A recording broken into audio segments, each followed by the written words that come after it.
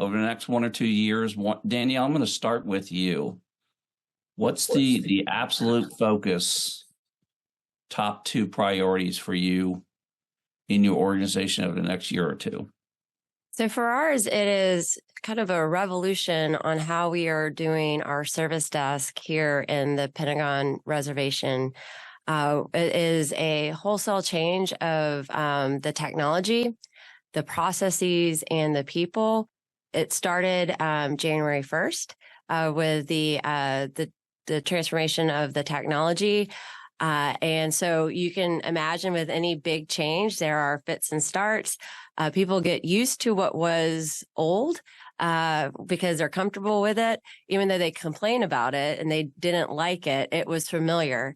And so we are working really hard with our user base to ensure that they have that transition where we are able to focus on the business processes and to really showcase the improvements quite quickly on when you modernize tools and how you're able to do things in a better way and kind of transform how you were doing it, where you're kind of stitching things together to make it work. And you just got used to being able to do it and you got really good at it. Moving away from that and really having the technology drive how we're able to really harness and improve business processes for a better outcome. And so that is going to be a year journey. The technology is here. Then it's ensuring that the users know how to use it. So there's a lot of dynamic training engagements that are taking place that we have planned. We have Excite Days to really highlight and to get the customer base excited about it. And then we're also monitoring the effectiveness of this new technology with the increased business processes through those user surveys that I mentioned. So last year we were able to baseline what was current status, the here and now, back in 2023. Now we have new data, new questions that we're targeting for 2024 to ensure that the technology that we are delivering with the business processes that we are improving and continuously improving are hitting the mark and are making things better for our users here in the Pentagon reservation.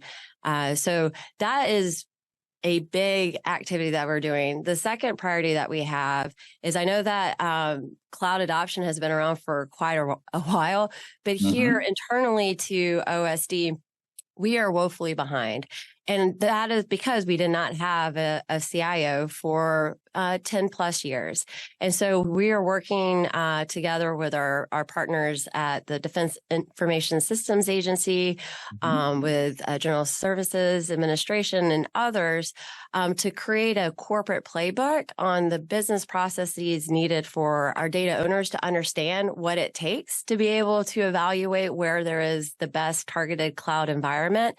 And then the supporting technology processes that go about to plan that out, from the rationalization of your applications and your workloads to the funding to the schedule. And then once you're in a targeted cloud environment, how do you use that effectively to be able to be more dynamic and really harness the ubiquitous access to which cloud affords? Whereas that's not what we were experiencing when you were in a physical legacy data center. So those are the two big things. Again, the focus really is on the people. And I think it's heartwarming to hear across the spectrum and the different parts in the federal government, and then with our partners in industry, how they really are supporting the value of what we're trying to do with people first, and then how technology is used to ensure that our workforce, particularly for the Department of Defense, our warfighter, how we are able to make them safe and secure and effective in the jobs that they are executing.